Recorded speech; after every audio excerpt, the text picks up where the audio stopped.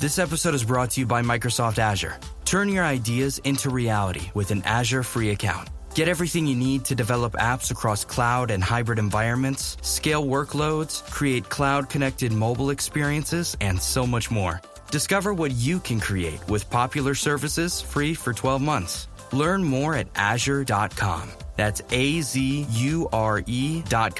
And sign up for a free account to start building in the cloud today. When you need mealtime inspiration, it's worth shopping Kroger, where you'll find over 30,000 mouth-watering choices that excite your inner foodie. And no matter what tasty choice you make, you'll enjoy our everyday low prices, plus extra ways to save, like digital coupons worth over $600 each week. You can also save up to $1 off per gallon at the pump with fuel points. More savings and more inspiring flavors make shopping Kroger worth it every time. Kroger, fresh for everyone. Fuel restrictions apply. The Two-Footed Podcast is brought to you by EPLindex.com and our presenting sponsor, Liberty Shield. Liberty Shield is a VPN provider. A virtual privacy network allows you to go online, change your location, access things you're geo-blocked from, while keeping your data safe.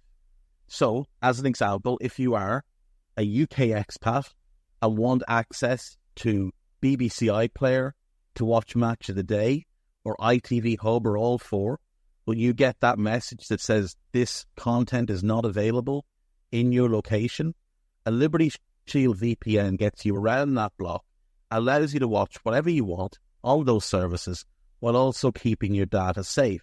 And it goes further than that.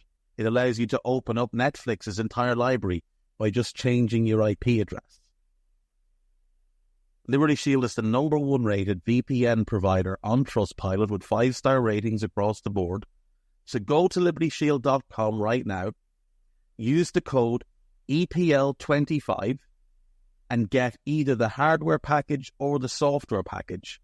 The hardware package is a router that you plug into your existing router, and any item you want to change the IP address on, be it your phone or your television, you connect that to the new Liberty Shield router. All other items can remain connected to your existing router. There's also a software package, which is instantly downloadable to your device, and you can get using straight away. Again, libertyshield.com, EPL25 for 25% off at checkout. We're also brought to you by Home of Hopcroft, a giftware and homeware company located in Scotland but shipping worldwide. Check out homeofhopcroft.co.uk and do check out the EPL Index and Anfield Index shops, which you'll find on Etsy. Use the codes EPL10 or RED10 for 10% off at checkout. And lastly, do remember to check out A Tad Predictable, hosted by Tadiwa. That podcast is on this feed before every Premier League match week. Now, on with the show. What's good, boys and girls? Two-Footed Podcast on this day, Wednesday, the 28th of August. The transfer window is edging towards conclusion. Deals are getting done left, right and centre. I think we're going to see a lot of business done between now and when it closes on Friday. But none of that is for this podcast. We'll talk about some of that in the second pod, the extra pod, later today. But this podcast can only have one topic. It's Wednesday, it's Nostalgia Day, and it's Nostalgia Day in a week in which we've lost one of the best managers of all time, a genuine great of the game, Sven-Göran Eriksson, passing away at the age of 76 after a long battle with pancreatic cancer. It's a tough time if you're a football fan. If you're anybody who's invested time in the game over the last 30 years, Sven will have influenced and impacted your life because he managed some of the best teams we've seen in that time. He managed England, which was major, and it was huge news when a non-Englishman was chosen to manage England. And he was the first England manager, really, where he was on the front page nearly as often as he was on the back page, because Sven wasn't English and didn't live his private life behind closed curtains. He lived his private life out in the open, like normal people do. English managers, especially national team managers, had been more conditioned to keep everything private, to not do anything in any way scandalous. And Sven just didn't care, because that's not who he was. He was going to live his life the way he wanted to live his life. So I thought for this podcast, all three parts are just going to be on Sven, the manager, because some of these teams he managed, it's really worth us getting into the weeds. So I thought we'd break it into three parts. So we'll do part one, starting off with Degerfors, right up until he joined Sampdoria. So that's 1977 to 1992. Then we'll do Sampdoria and Lazio as one part, because they deserve a part. And then we'll do England and his later career in part three. So let's get into it. So Sven played at quite a low level. He played for Torsby IF, who were a Division 4 team. He stayed in Division 4 with SK Sivhala. He showed a level above his teammates and moved on to a team called KB Karlskoga. Now, at that club, he played under Tord Grip. And most people know Tord Grip as the man who became Sven's assistant with Lazio and then stayed with him through England, Man City, Mexico, Notts County, Ivory Coast, and then they parted ways. He had an enormous impact on Sven. 10 years older, he was a bit wiser. Grip had taken what he had seen from two English managers, Bob Houghton and Roy Hodgson, who'd gone to Sweden early in their managerial careers, looking for work, looking to make their own way.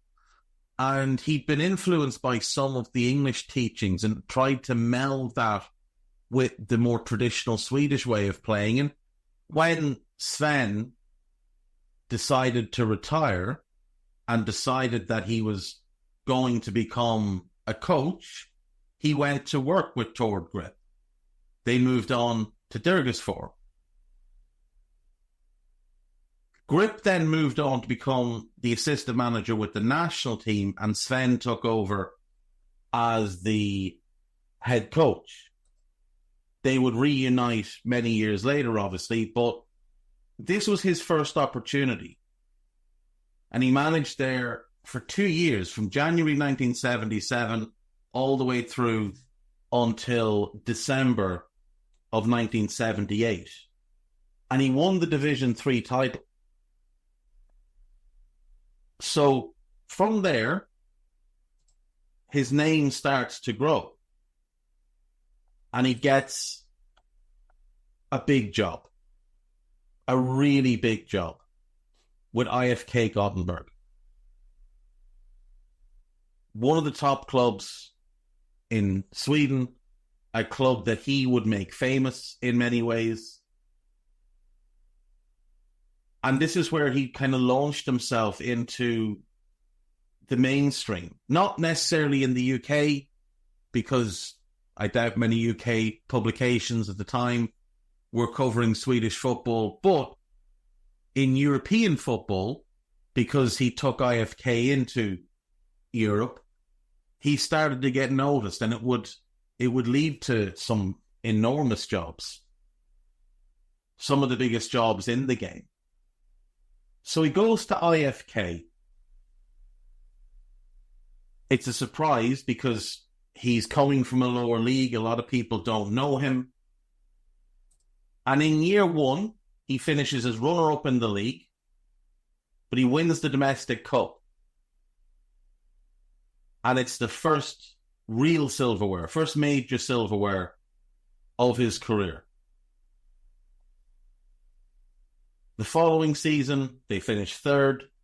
They play for the first time in Europe, in the Cup Winners' Cup. They get to a quarter-final, which is a huge achievement.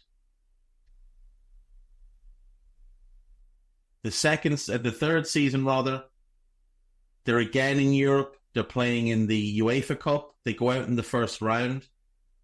But they also finish second in the league. And then we have year 3. And I would be stunned if anybody has ever had a better season managing a club in Sweden than this. IFK win the league. They win the cup to secure the double. And they win the UEFA Cup. They beat Hamburg in the UEFA Cup final. A Hamburg team that, let's not forget, at that point, are one of the stronger teams in Europe. A Hamburg team that the following season would win the European Cup. They won the Bundesliga that year. They'd win the Bundesliga again next year. It's probably and this was the team that had also won it in 79. 3 league titles in 5 seasons. European Cup winners to end it. Right in the middle of this, they get to the final of the UEFA Cup, and Sven beats them with IFK Gothenburg. And what that actually did was it denied Hamburg a place in history, because there's a list of clubs, the short list, who've won all 3 major European trophies. The European Cup, the UEFA Cup, and the Cup Winners' Cup. Now, obviously, the Cup Winners' Cup is gone, which is partly why that list is so short. It's now been replaced by the Conference League. It doesn't have the same glamour yet, but it'll get there. But there's a very short list of clubs that have won all 3. Hamburg would be on it, if not for Sven. Which tells you what a good job that was. That they won the other 2 in this run with these players, won 3 Bundesliga titles, and yet he stopped them winning that UEFA Cup. And it's the first, like I say, the first European success for him, the first for IFK, the first for a Swedish club. They've in the UEFA Cup, they've had success in the.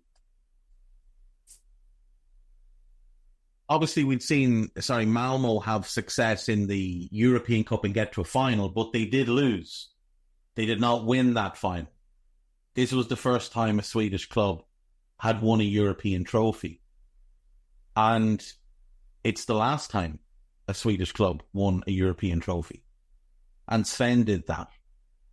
So from there, he moves on to Benfica.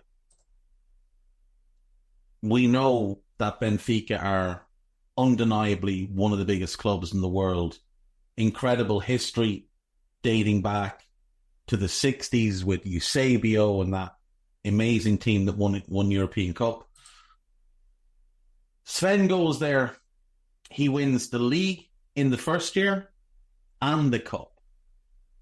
And he gets them to the UEFA Cup final, where he's denied back-to-back UEFA Cups by Anderlecht. Still a source of disappointment from some older head Benfica fans, by the way, because there's no doubt they had the better team. That's probably the best Anderlecht team ever. Not historian on Anderlecht, but the fact that they won a major European trophy is massive. But that was a really good Benfica team. The second year he's there, he wins the league again. He gets to the quarterfinals of the European Cup, and his name is just going up and up and up. There's a real buzz about him at this point, and he could probably have gone anywhere he wanted. But he was fascinated by Italian football, so he decided to go to Italy. We're talking the summer of 1984 now. Roma have just lost a European Cup final in 83. Sorry, UEFA Cup final in 8. Was it European? I'm confused now. Roma lost the European Cup final in 84 to Liverpool on penalties. But this is a good team. They've won a league title in 83. They've finished second in 84. It's a big change to bring in Sven, but they've made the decision to do it. Nils Lidholm has decided to move on. Another Swedish coach, by the way. He's decided he's going to go back to Milan, where he'd been before, twice. What an interesting career he had as a manager, just as an aside. Milan, Verona, Monza, Firenze, Fiorentina, Roma, Milan, Roma, Verona, and then back to Roma. He managed Roma 4 times and Milan 3 times. That's pretty special. Anyway, back to Sven. So it's the 84-85 season. You take a look at that Roma squad, some really well-known names in there.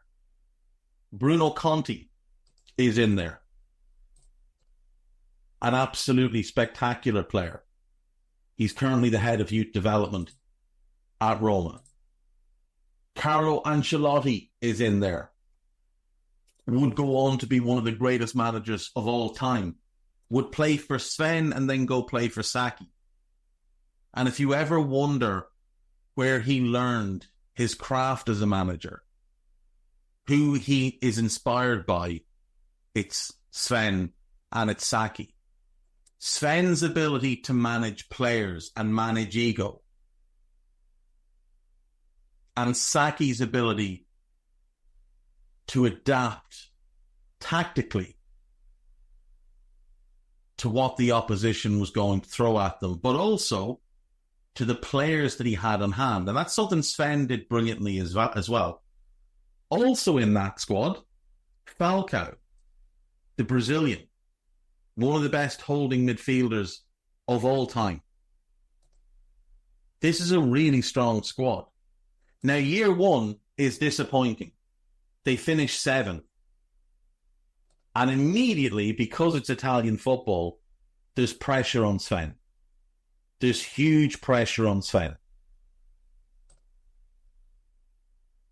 But Sven being Sven, the following year, he finds a way to turn it around. And they finish 2nd in Serie A and win the Coppa Italia. So it's another trophy for Mr. Eriksson. Everywhere he goes, he's having success.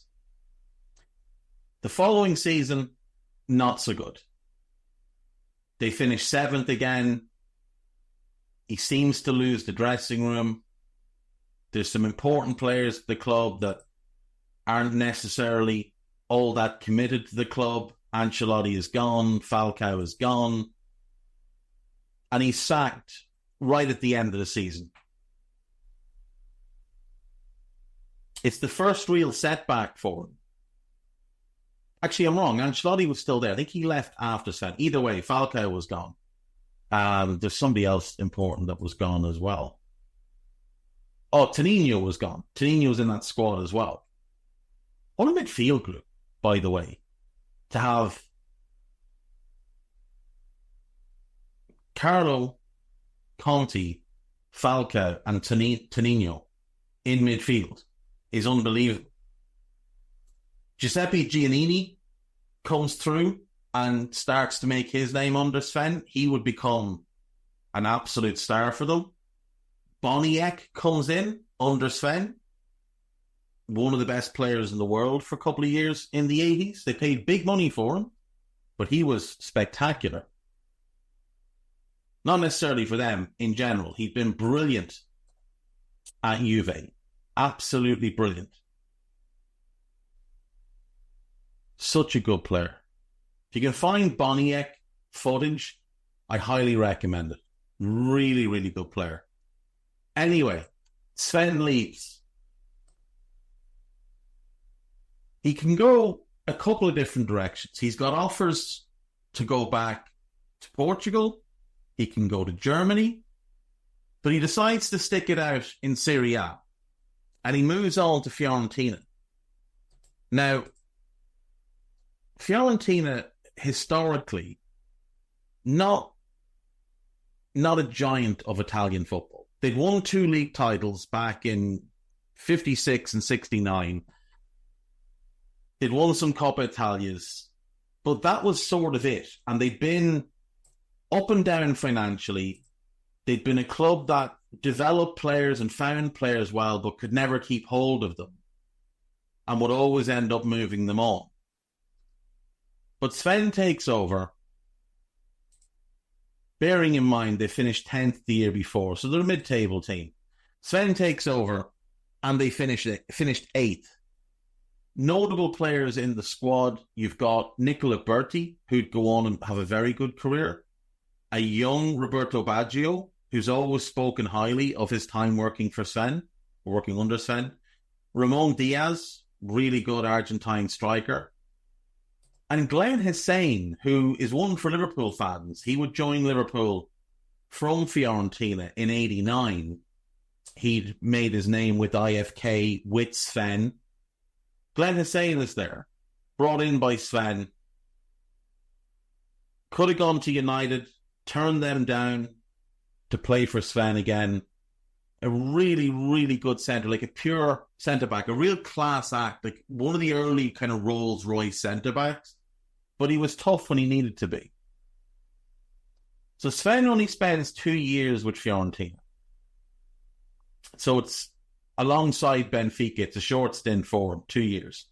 But whereas with Benfica, he won 2 league titles and a cup and got to a final of the UEFA Cup, Fiorentina becomes the first club where he doesn't win. Year 1, 8th, and the round of 16 in the Coppa Italia. Year 2 is an improvement. They finish 7th, and they get to the quarterfinals in the Coppa Italia. But again, no silverware. And for Sven, silverware is what matters, because he's a winner. He brings in Dunga. He continues to develop Baggio. They're a fun team. They're known as a fun attacking team. But unfortunately for them, to bring in good players, they have to sell good players because their finances are rotten. Now, Sven would leave in the summer of 1989 to return to Benfica. He'd had success there before.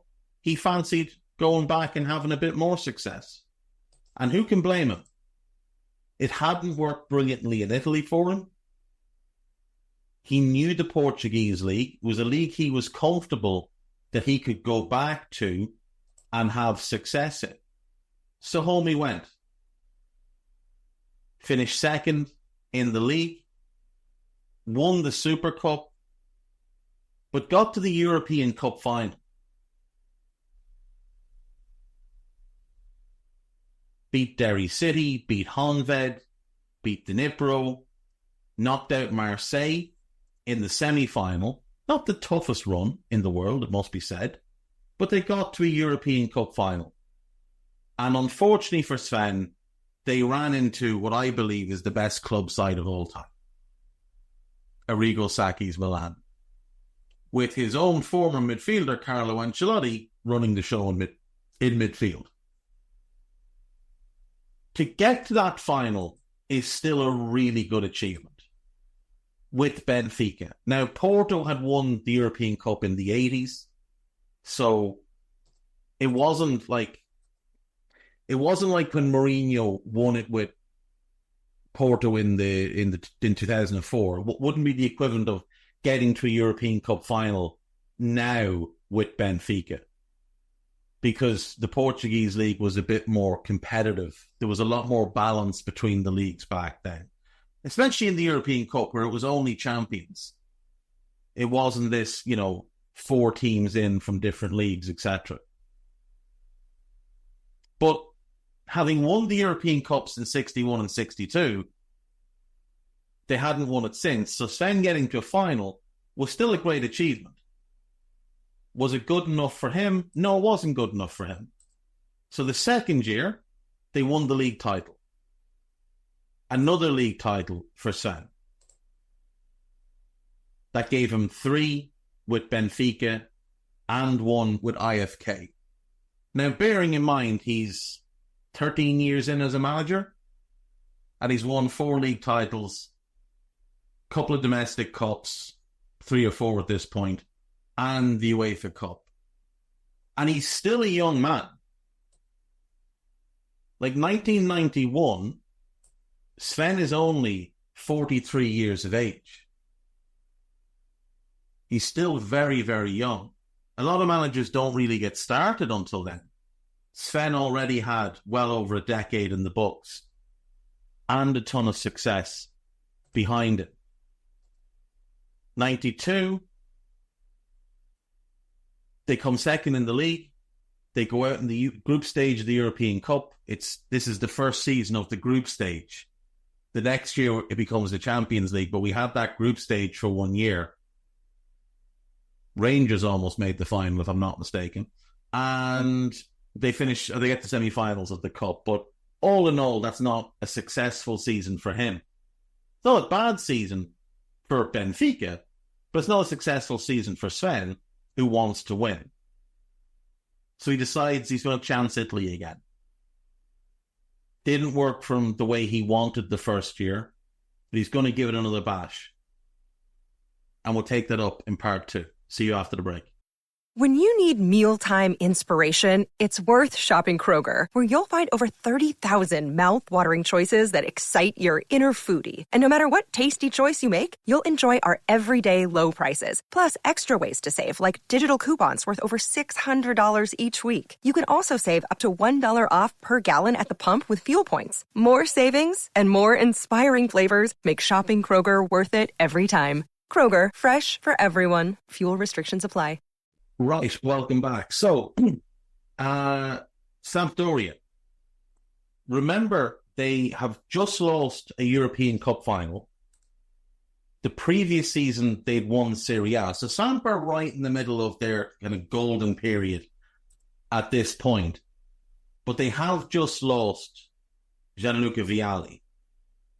They also had Tonino, who you'll remember Sven had at Roma. He also left that summer. He went back to South America. But when you look at the players in the squad that Sven comes into, you've got Gianluca Pagliuca, arguably the best goalkeeper of the planet at the time. Moreno Manini, an excellent defender. Pietro Viekovod, maybe one of the most underrated defenders of all time. An all-time great. You've got the brilliant Des Walker. You've got Vladimir Jugovic coming in, who's outstanding. Ivano Bonetti is a decent player, and I've mentioned him a bunch of times. He ended up coming to England and playing for Grimsby and then Tranmere, and is most famous in England for having his cheekbone broken by his own manager. But a talented player nonetheless. You've got Attilio Lombardo, who was excellent as well.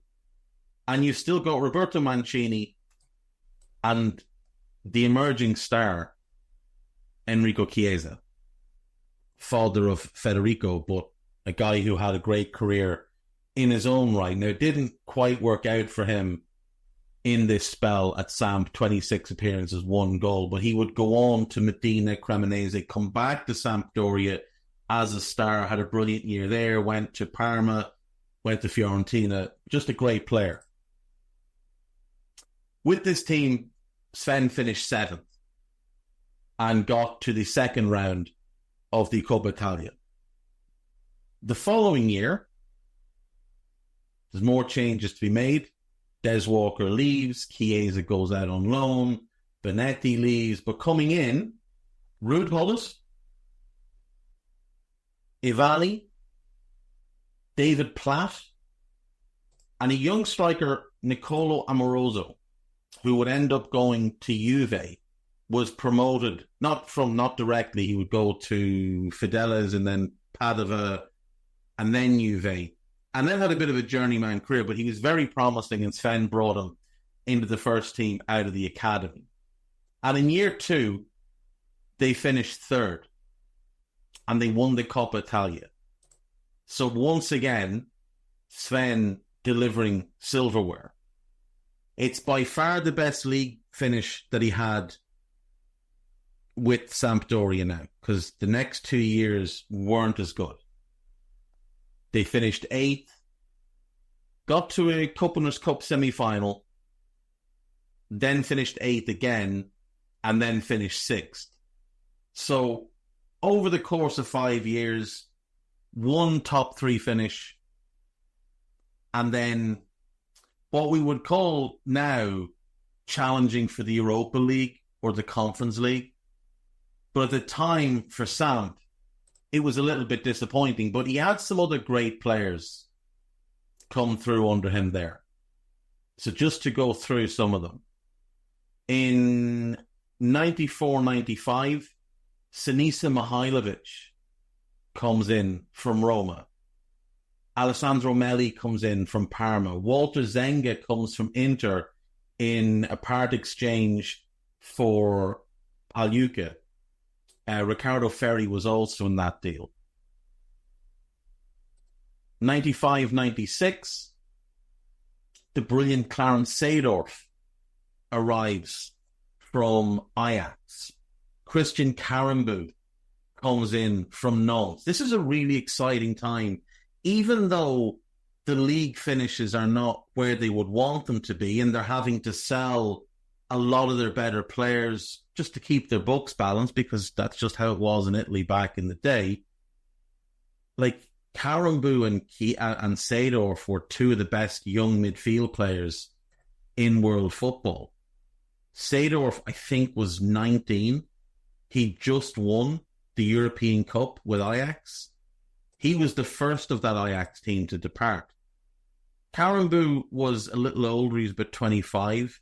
He spent 2 years there and then went to Real Madrid, where he would be reunited with Seedorf under Fabio Capello. He was a really good player. Like a monstrous box-to-box midfielder. Ronaldo Sanchez is quite like him. He's not as good as Karambou was, but he could have been. Karambou was kind of SEN, but a little bit earlier.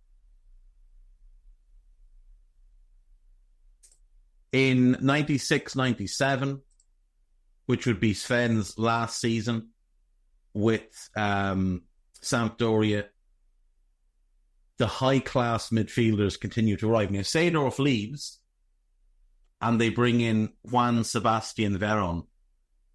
They also bring in a young striker by the name of Vincenzo Montella, 22 years of age, coming off a great season with Genoa.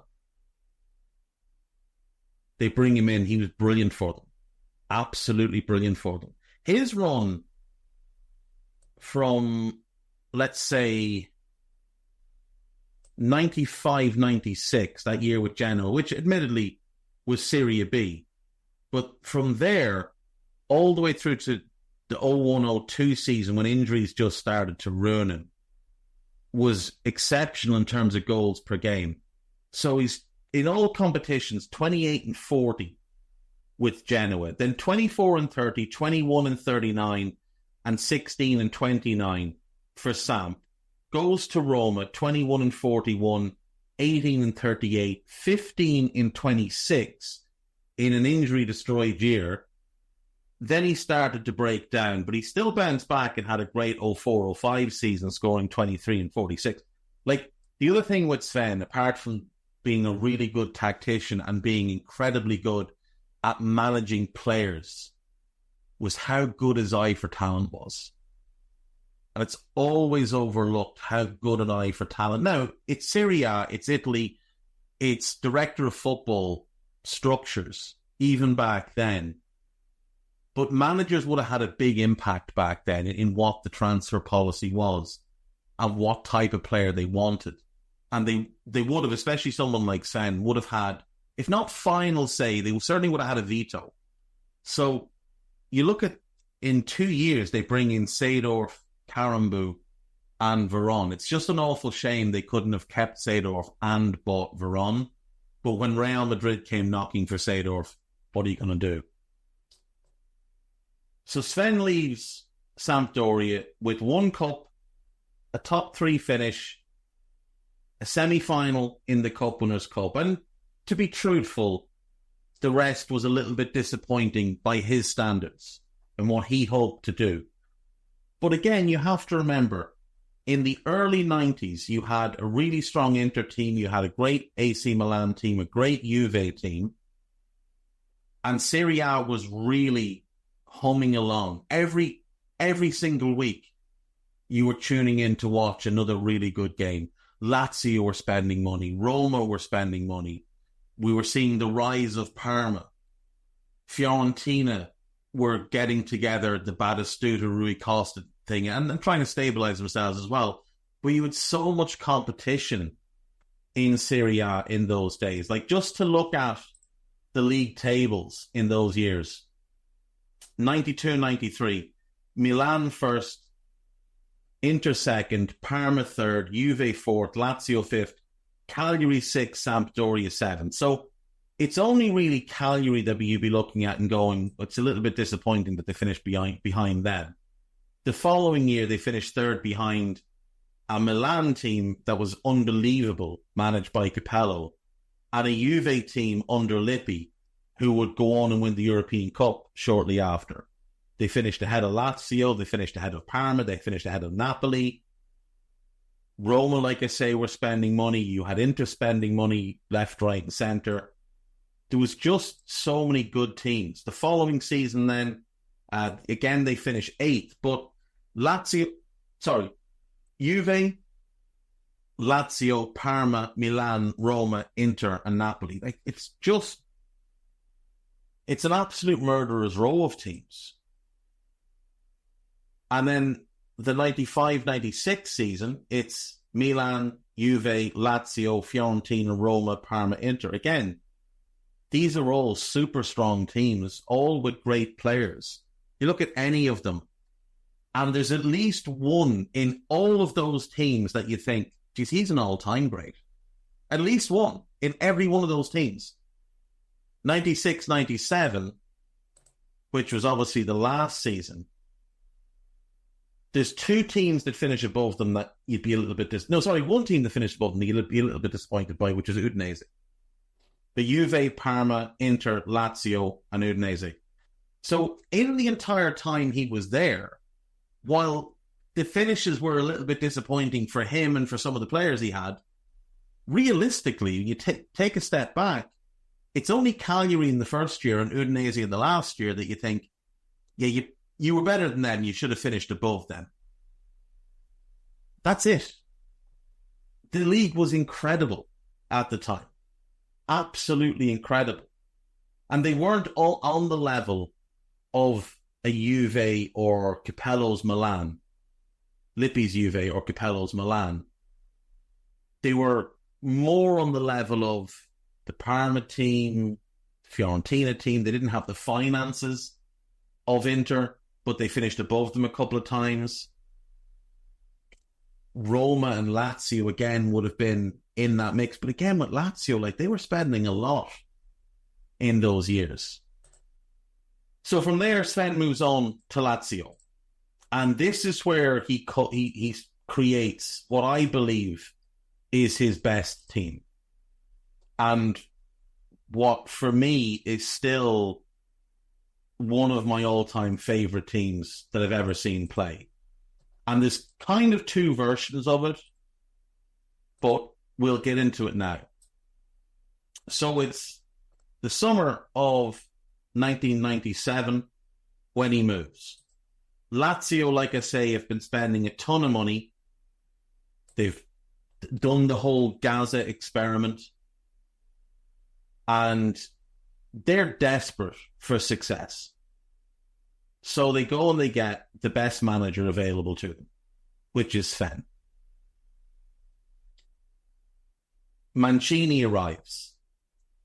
Jugovic arrives. Alan Boksic comes in. Matthias Almeida comes in. These are all really good players. A young Marco Di Vaio comes back off loan.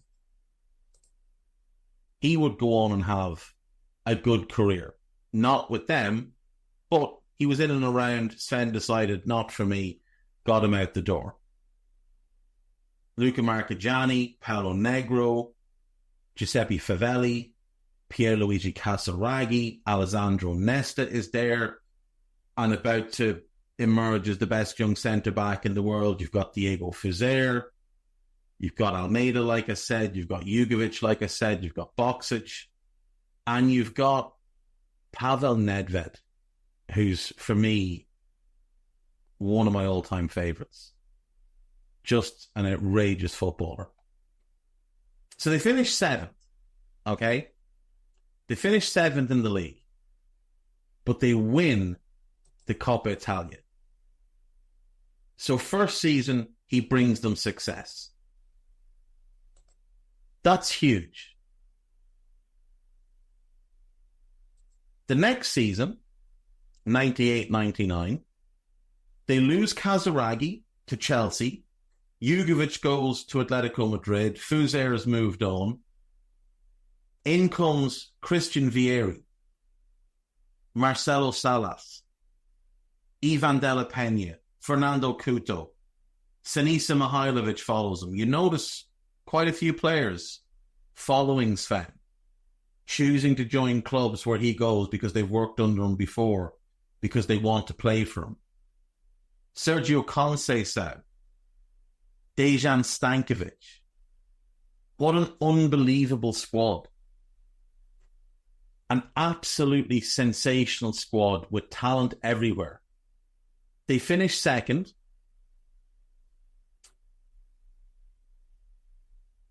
They win the Super Cup. And they win the Cup Winners' Cup. Now, they scrape past Lausanne in the first round. They scrape past Partizan in the second round. Then they batter Panionios of Greece. They beat Lokomotiv Moscow. And in the final, they beat Mallorca by 2-1. Listen to this team. Marchigiani, Panquero, who wasn't as good as Negro, but started the final. Nesta, Mihailovic, Favelli. In midfield, Stankovic, Mancini, Almeida, and Nedved. It was kind of a diamond on the day. Marcelo Salas and Christian Vieri up front. On the bench, you've got Negro, you've got Guittardi, who was decent, Couto, who was very good, Lombardo, who's followed him again, Ivan de la Peña, and Sergio Conceição. Like, that is just an absolute stacked team, top to bottom.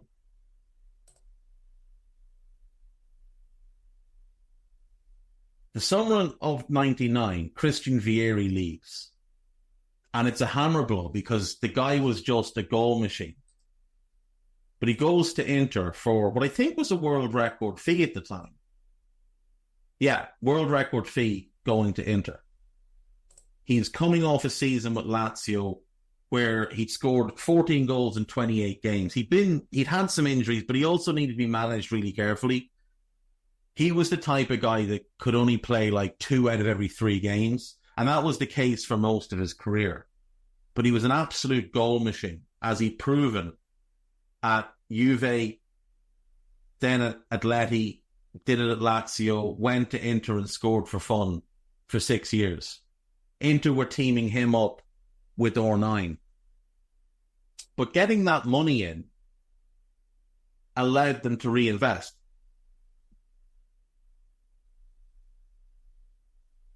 So Kenneth Anderson arrives. Diego Simeone arrives. Nestor Sensini arrives. Simone Inzaghi comes in.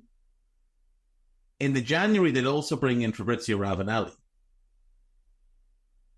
But the most important signing, and the primary reason they were happy to let Vieira go, was to fund this signing, and that was Juan Sebastian Veron. Veron had obviously played at Samp for 2 years, one under Sven, and then one more. Then he went to Parma for 15 million quid. And then a year later, he jumps ship and goes to Lazio, primarily to play for Sven.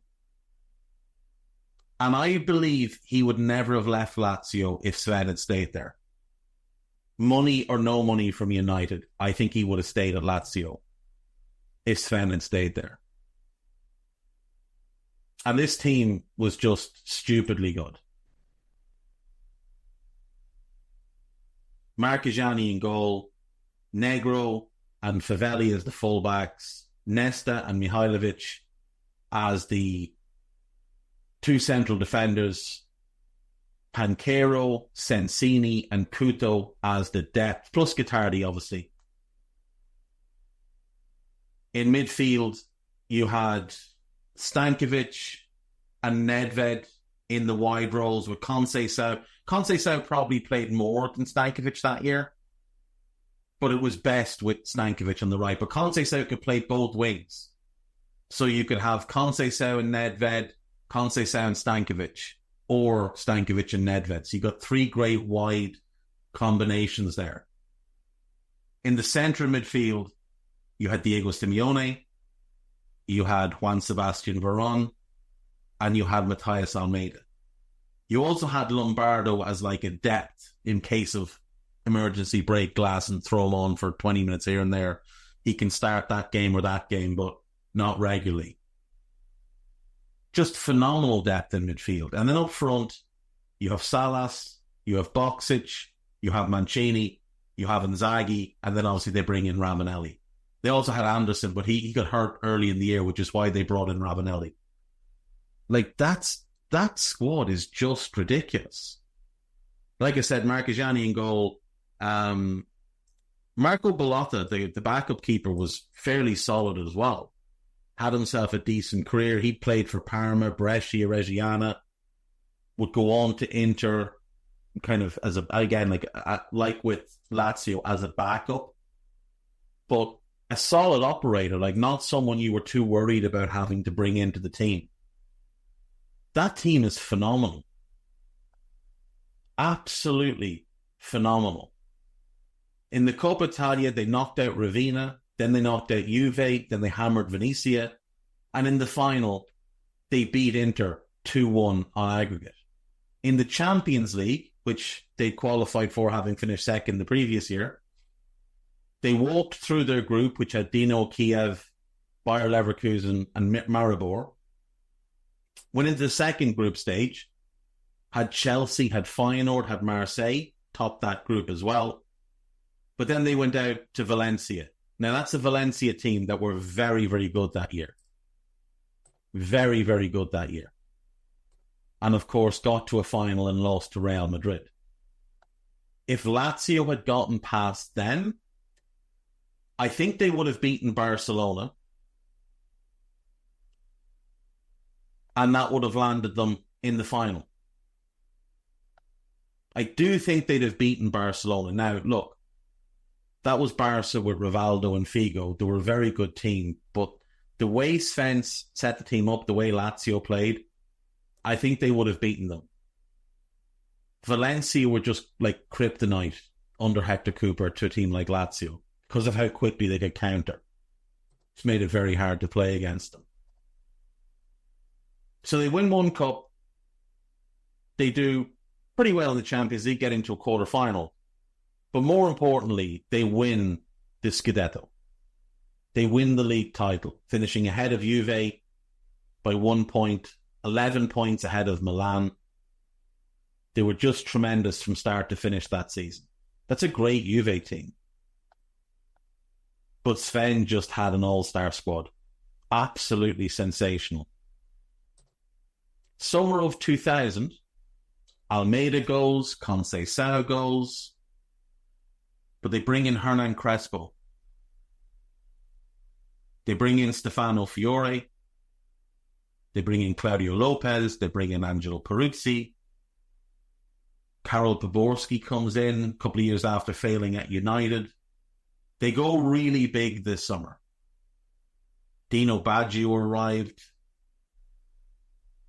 Because Claudio Lopez had been part of that Valencia team. He tortured them there was a 5-2 first leg, I think it was, and he just tore them apart. He was absolutely outrageous.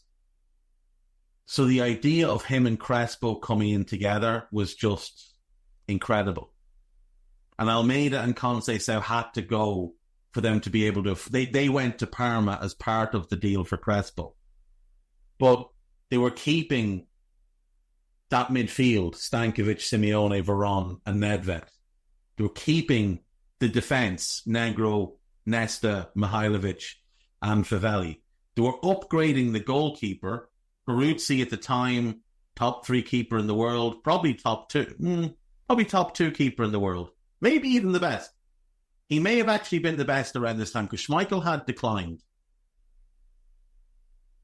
Pagliuca, in and around. Top 2. Top 2, top 3. But they were upgrading in goal. Marchegiani was very good, don't get me wrong. But without question, Peruzzi was better. Now, the one loss that I didn't like was when they lost Sensini. He also went to Parma. They didn't really replace him all that well. They were kind of hoping that a younger player could step in, but Sensini's age and leadership was vital to the squad. Experience and leadership, not age and leadership. But they were massively upgrading the front 2 as well. And they were still keeping the front 2. Salas is still there. Boksic is still there. They're just adding Claudio Lopez and Hernan Crespo. And I genuinely thought they'd win the league again. But they didn't have the best start. They won only 3 of their first 8 games, and that set them behind the 8 ball a little bit. And unfortunately, they ended up finishing in 3rd. In the Champions League, they would come through their group, but went out in the second group stage. And in the Coppa Italia, they lost in the quarterfinals. And ultimately, it was a disappointing season. But the biggest issue was that Sven left in the January. And I think if he'd stayed, they probably do win the league. Because that was his team, built for him. And it hadn't been going brilliantly. There was a lot of pushback on Sven because he'd announced he was going to take the England job after the season. So in October of that year, it was announced he was going to get the England job beginning in July. There'd been talk that he might take a sabbatical and leave, but he decided he was going to stay and work through the rest of the season. And it got to January, and they lost at home to Napoli, and he left after the game. And look, they were still good the rest of the way. Dino Zoff took over, but Dino Zoff wasn't a good manager. He was all right, but he wasn't, he wasn't someone like Sven. He'd been with Lazio, had a 4-year spell and a kind of an 18-month spell or so, and hadn't gotten the job done despite significant backing.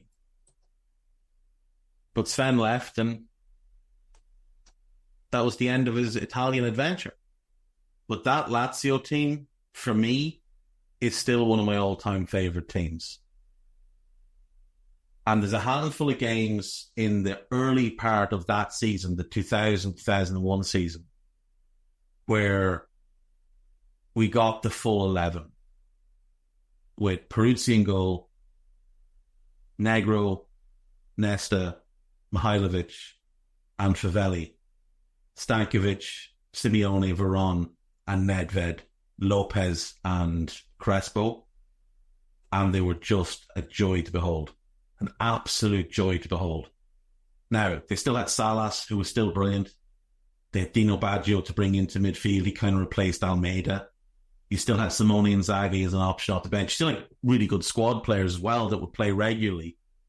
But that midfield with that front two, or even that midfield with Salas and one of the other two, they were just outrageous. Crespo was incredible that year. Absolutely incredible. He was just a goal machine. But that was the end of it. And Sven will go off to England, and we'll take that up after the break. See you in a sec. Right, welcome back. So, we left off with Sven taking over as England manager in 2001. And obviously, he would stay until 2006. He would oversee a couple of tournaments. He would oversee a very exciting team that just never lived up to its potential. Now, part of that is his fault. Part of it is outside interference. But I've always felt like he could have been stronger and more forceful in what he wanted to do. I do think there was probably too many distractions with both his other half and the fact that she was quite glamorous. And then obviously there was multiple affairs and different things like that. And I do think all of that sort of ate away a little bit at Sven and at his ability to do the job, and to do the job to the level that we know he was capable of doing it. Like, he'd proven he was a great manager. It was a coup for England to get him, without question. So he walks in. England are underway in World Cup qualifying. They're in a group with Germany, Finland, Greece, and Albania. They've already played, I think they played Germany at home and lost, Finland away and drew. They beat Finland at home. They beat Albania away. So I think he comes in, I think his first game, let me see. So that, no, they played Greece away. So his first game was the Germany one. His first game in the qualifying was Germany away. And England went there and won 5-1. And it's arguably the best performance by an England team in a single match since the 66 World Cup final. Owen gets a hat-trick, Gerrard scores, Heskey scores. They went 1-0 down and then just ran riot. Then they beat Albania 2-0 at home. And then they go into the final game. They need a win to qualify. If they don't win, they'll go into the playoffs. They probably still would have qualified from the playoffs, but this was for automatic promotion at home against Greece. Now, we didn't know it at the time, but 2 years later, Greece would win the Euros. So, England go 1-0 down. Then Teddy Sheringham scores, but a minute later, Greece go 2-1 back ahead. Beckham must have had 4 or 5 really good free kick opportunities and made a mess of them all. But in the 93rd minute, they got another one. And Beckham steps up, and it's one of the most iconic moments of the great career that David Beckham had. And England win, or England draw, but that point is enough, and they top the group ahead of Germany, and they go to the World Cup. So they go into that World Cup as one of the favourites, as England always do, but with some question marks, because if we take a look at the squad, there were a couple of injuries that they could have done without. Now, what I meant earlier when I said was outside interference in the England squad, I remain convinced to this day that what Sven wanted to do was play a midfield 4 of Beckham on the right, a la Stankovic, Gerrard on the left, a la Nedved, Scholes in the Varane role, and Hargreaves in the Simeone role, and recreate that type of midfield. He had a pretty good back 4. He'd Ashley Cole, young, but super explosive. Sol Campbell in his peak, a very promising defender called Rio Ferdinand, who never quite lived up to the hype in terms of performances, but in terms of hype actually went above and beyond. You had a young Wes Brown, a young Wayne Bridge, a young Joe Cole. You had Nicky Butt in that squad as well for midfield depth. You had a young Kieran Dyer. So a lot of very good young talents. The only players over 30 in the squad were Seaman, Keown, Southgate and Sheringham. Oh, and David James. Aside from Nigel Martin, excuse me. So the three goalkeepers, and then some squad players.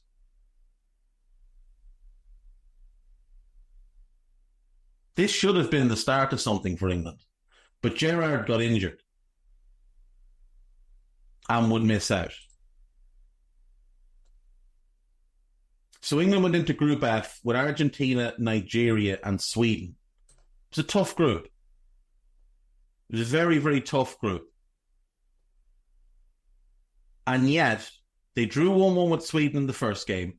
Then they beat Argentina with a Beckham penalty.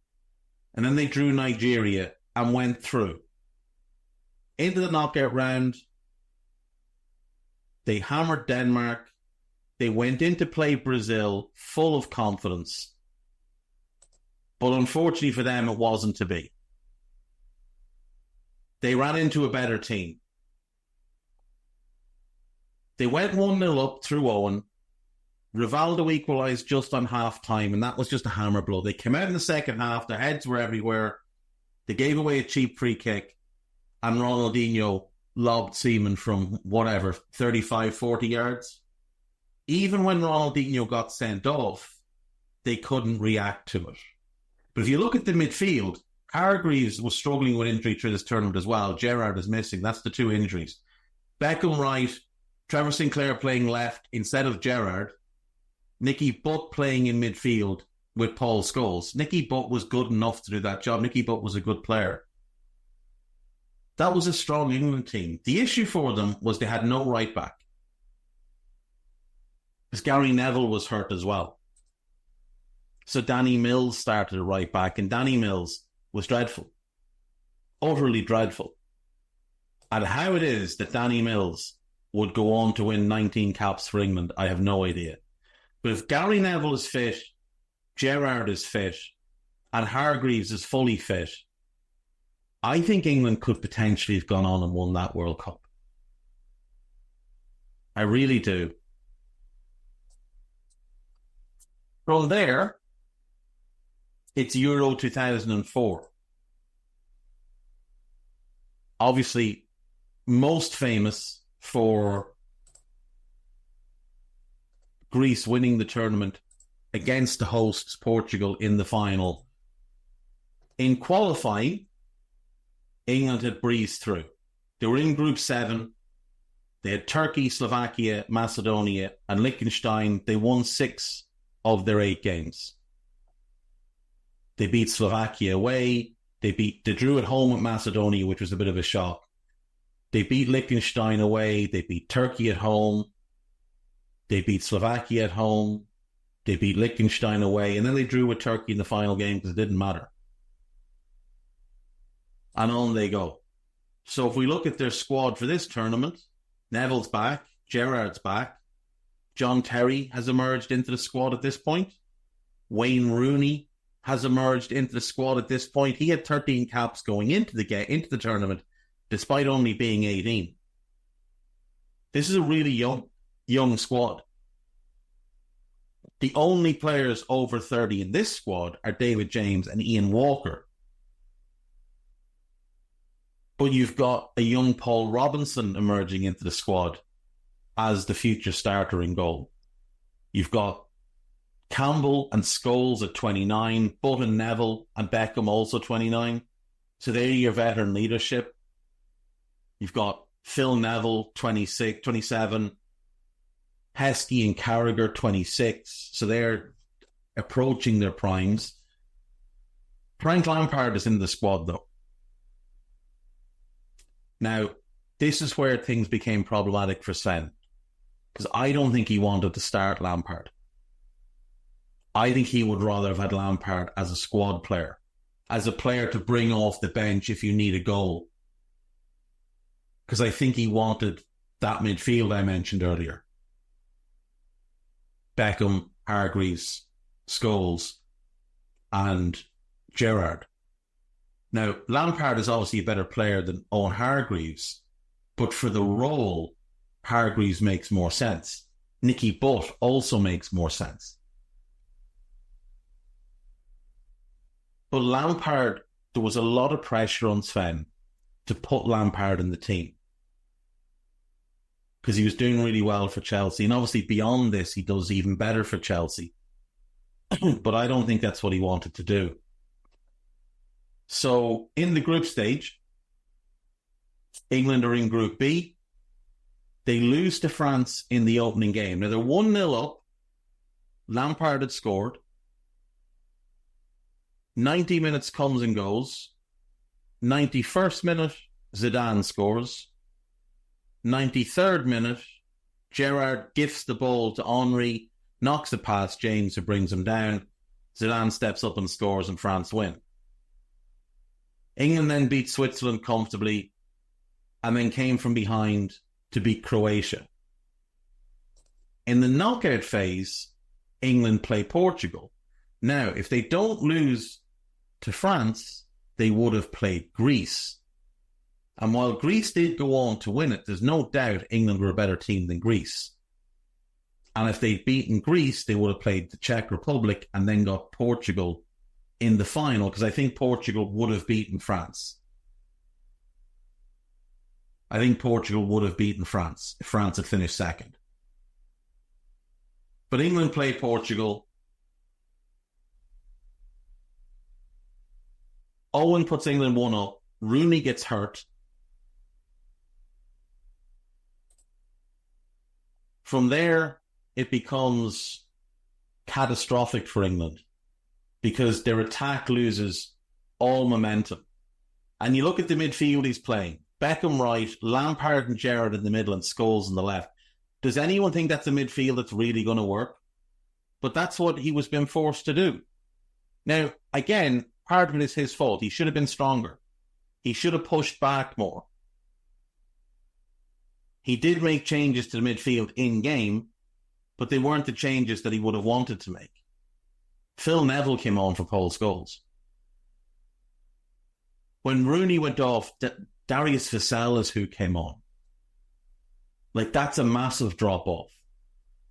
So they go 1-0 ahead. Postiga scores late to equalise.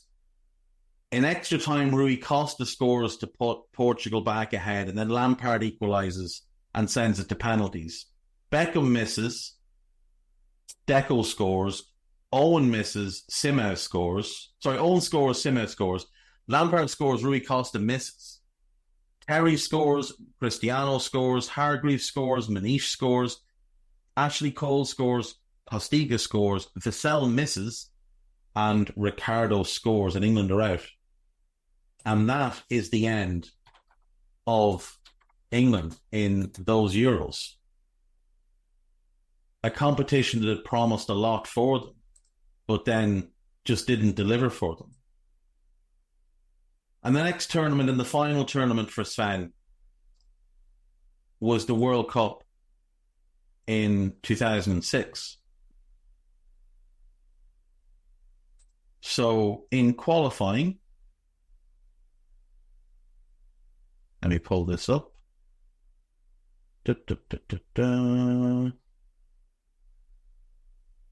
Place I could find this. Here we go.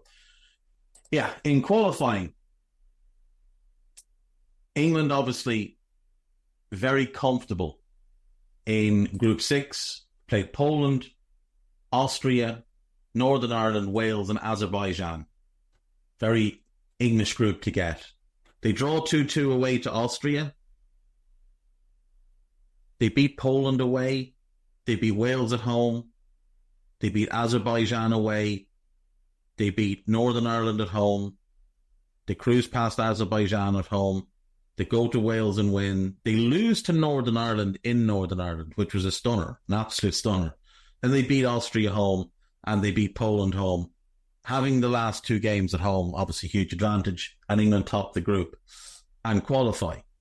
So, onwards we go to the tournament itself. England are drawn in Group B with Paraguay, Sweden, and Trinidad and Tobago. It's a very favourable group. You've got some older heads in the squad, but they're players that have been there under Sven the whole time. Campbell, Neville, Beckham, and David James, who's now 35 and the oldest player in the squad. But again, you're looking at really young, promising players. Theo Walcott, 17. Aaron Lennon, 19. Wayne Rooney, 20. Scott Carson was in the squad, 20 years of age. Stuart Downing was in the squad, 21. Jermaine Genius was 23. Joe Cole was still only 24. Michael Carrick had been brought in. Scholes had retired from the international stage. Carrick had come in. And unfortunately what would happen is Carrick would play in the middle when he got into the team, and Gerrard would play on the left.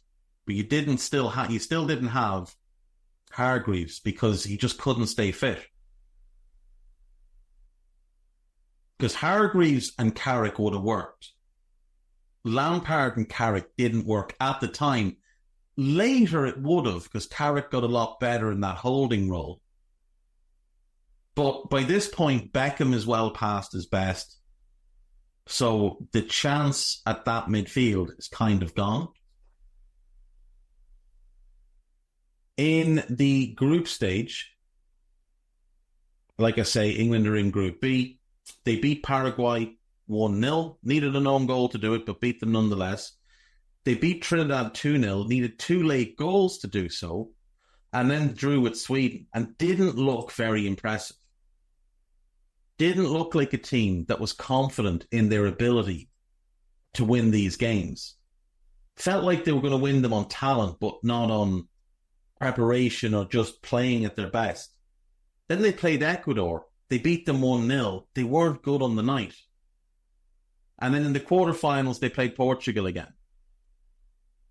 The game ended 0-0, but Wayne Rooney got sent off. Beckham had to go off on 52.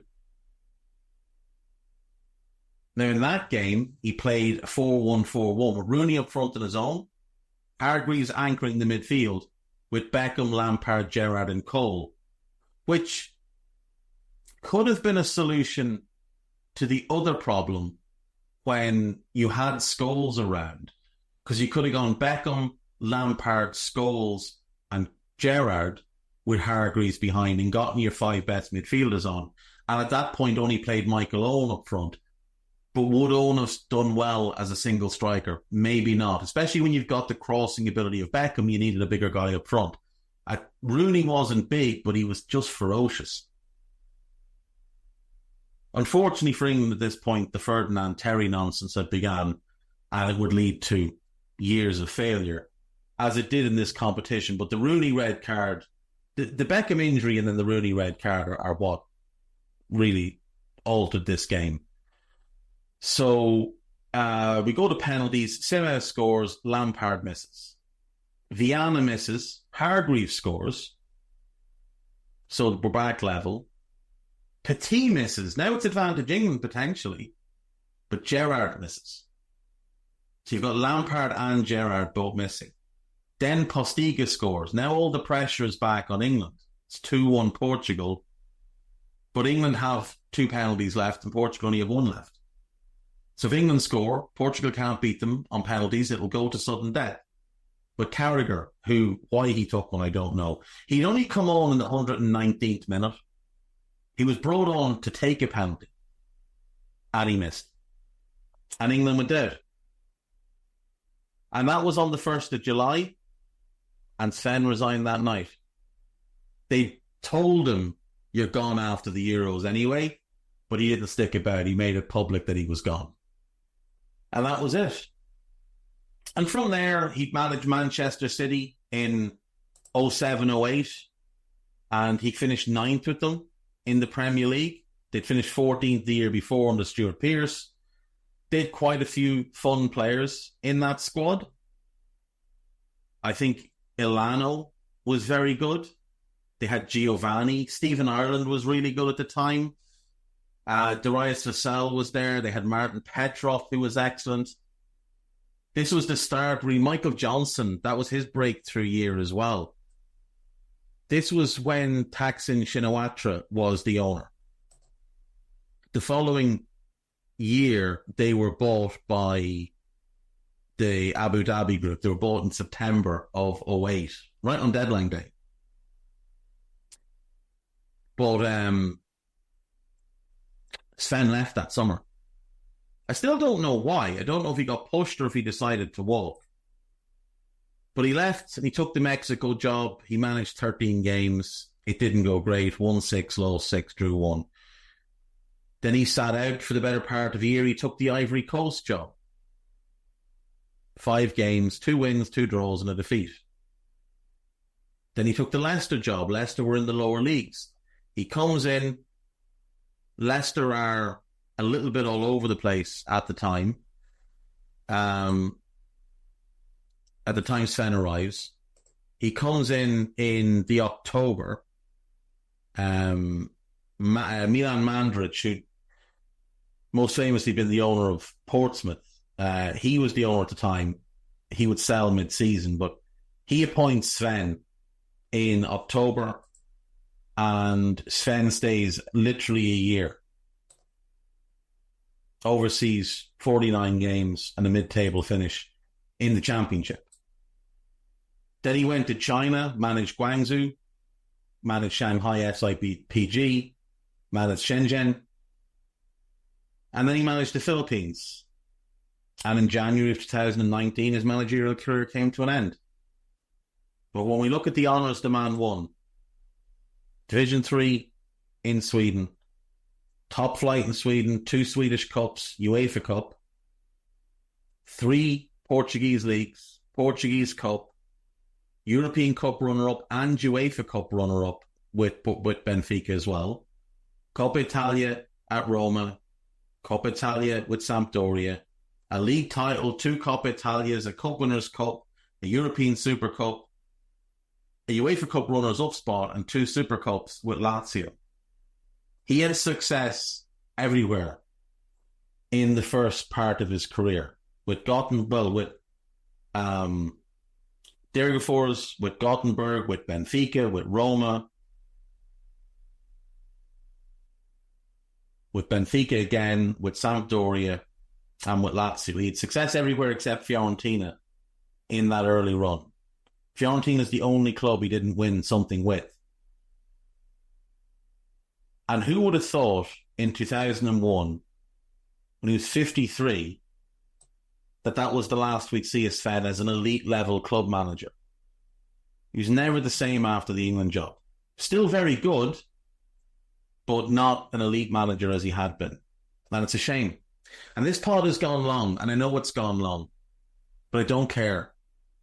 Because this is one of the preeminent managers of my time watching football.